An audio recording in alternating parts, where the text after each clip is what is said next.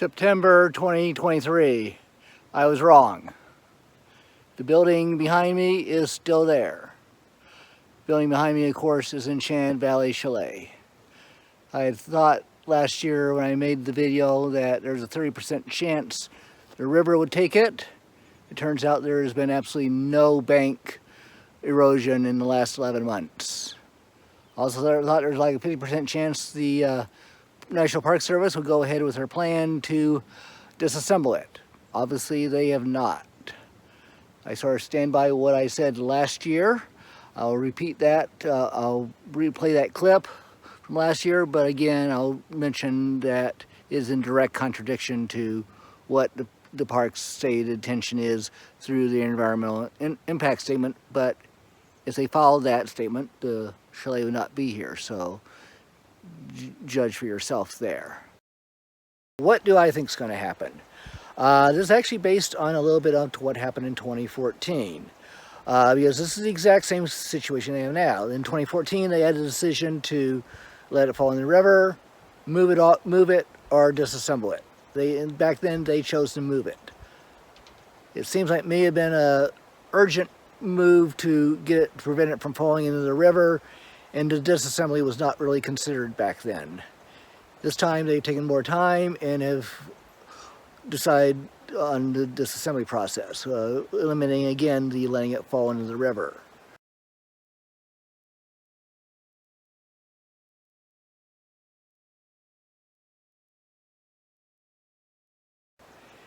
The other thing that could happen is exactly what happened in 2014. And that is the river undercuts it dramatically, but it doesn't fall in the river. Social media posts show the chalet hanging dangerously over the river, and there's a public outcry to save the chalet. That is the best option to override the environmental assessment recommendation. If the chalet is not undercut dramatically and there is no outcry, or even if there is, then they then have the third option of proceeding with the disassembly, because at that point, collapse into the river would be imminent. Also, I'm going to go back and I'm going to again walk off the distance from the chalet moving forward. And while I do that, I will do a voiceover of quoting from the environmental impact statement of moving the chalet, and I will let viewers judge for themselves the accuracy of some of those statements. But first, we got to figure out where we're going. From the front of the chalet, using the trekking pole aiming method, we are looking at just beyond for the privy over on that side. From the back of the chalet, using the trekking pole aiming method, we're looking at the tree just by the tip of that large down tree, which actually was mentioned in the environmental impact statement because it was standing in 2020 when they made the environmental impact statement. All right, I'm gonna go get my backside against the chalet and start pacing it off. I'll mention a few key points. And I'm about where the sign is, a little bit more toward the front of the chalet than the back, just because of low brush that I don't want to go through if I don't have to. All right, here we go. 1, 2, 3, 4, 5, 6, 7, 8, 9, 10, 11, 12. Final disposition of the Enchanted Valley Chalet Environmental Assessment, May 19th, 2020, National Park Service. Page 15, Alternate C, relocate the chalet to another location on the terrace.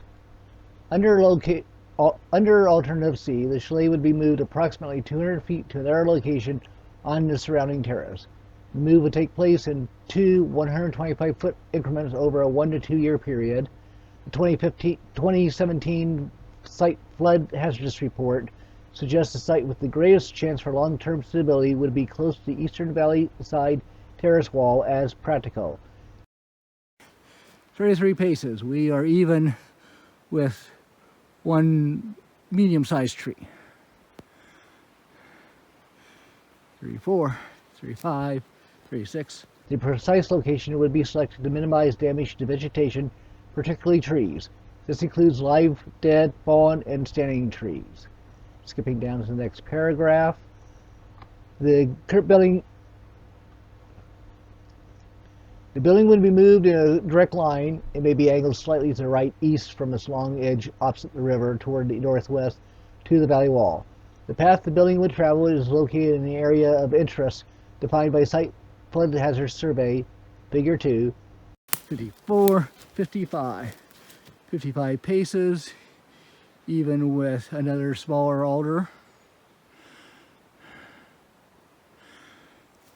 55, 56, 57.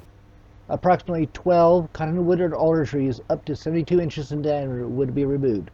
Some minor leveling of the landscape would be done by hand. Now skipping from page 15 down to page 36 of the same document.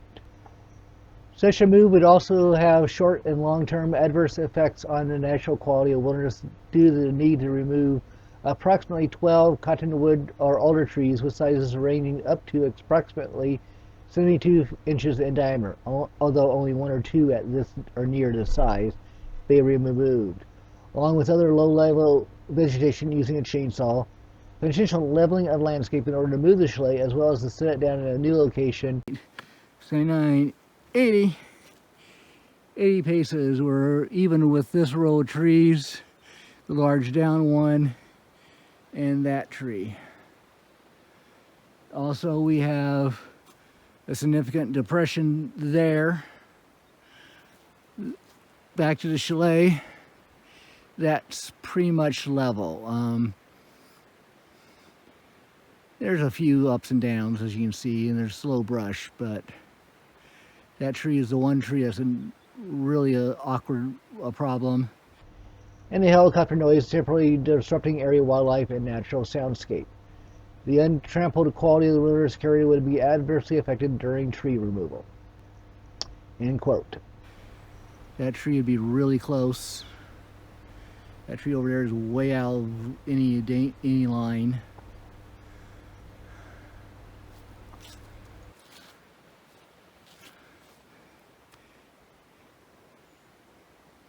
Beyond here you have several trees that okay, let's 80. We're gonna do 81, 82.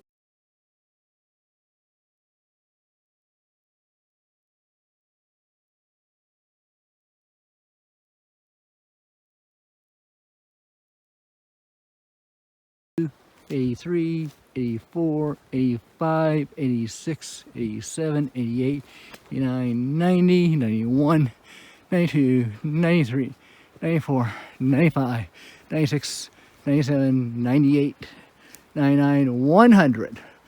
100. We are here. We got this tree. We have that large down tree.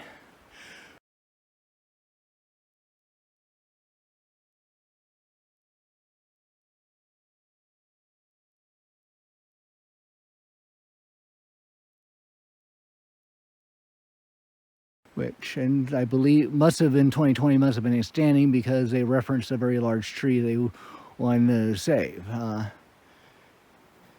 The other larger pine back there is beyond any realm. There's that large camp spot there that wouldn't be a bad spot for the chalet to end up on. You'd lose that tree there.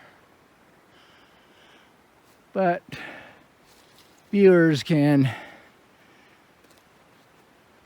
listen to my quoting of the environmental impact and judge for themselves on the number and quantity of trees that would have to be taken out to move the chalet again. Also note that under their 20-year plan, this bench would wash away. So they're not trying to save the trees for 50 years if the expectation is that this whole bench washes away in 50 years. Now, I know there are some who would say that spending $1.3 million to move the chalet, the Park Service has better uses for the money. I totally agree with that. Which really creates a catch-22. Park Service is probably not going to agree for a NGO to move the chalet until they know they have the money. An NGO is not going to be able to raise that kind of money until they know they have permission from the Park Service to move the chalet. So we're at a catch-22 there. Since my last video, I have had a few comments, both on my channel and also on comments I made on other channels on the chalet, and people got back to me. One comment was, well, there's a group apparently willing to come in, harden the riverbank with wood and rock so it doesn't wash out anymore. Obviously, as I responded, if they know anything about the Wild Scenic River Act, that's going to be a really big uphill battle against getting exception to the Wild Scenic River Act to harden the bank. The other comment that's been made is that it is a National Historic Building, and it'll be illegal or they must make every effort to save it. If that is your argument, I'm sympathetic to that argument. It is time to get your lawyer involved and raise that legal. It's actually past time to get your lawyer involved and raise that legal challenge, but the chalet is still here, so I guess one could still make that legal challenge. I would even contribute to such a legal challenge, but it's going to be an uphill battle, I believe. But and then I will not even comment on the person who said that in person, because I was standing next to him when we were reading the bulletin over there. Well, they just ought to get a D9 cat up here and bulldoze out the old channel. I walked away and didn't ask how he thought he was going to get a D9 cat up here.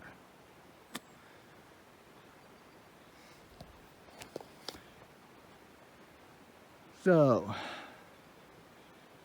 September 23, the chalet is still here. Oh, and there is the other thing. We, of course, had the tragic burning down of the Hurricane Visitor Center a couple miles from here as the crow flies, or as the Chinook helicopter flies. Chinook helicopter can lift 8 tons. The chalet is 48 tons. That means we only need 6 Chinook helicopters with a complicated sling and take the chalet up and over, put it on Hurricane Ridge, and we have solved 2 problems with 1 solution. Yeah, never mind. That's not going to happen. All right. Goodbye.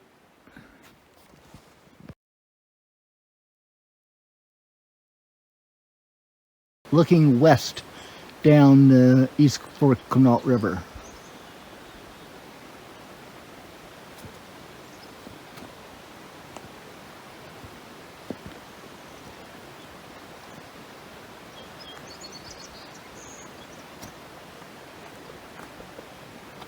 It's like 1,500 feet vertical there from the valley floor.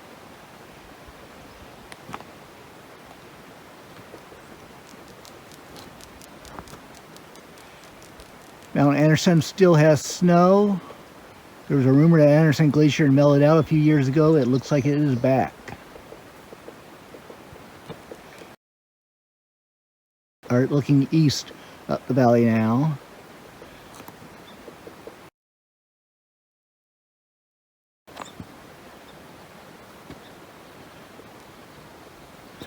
There was a herd of elk here last night.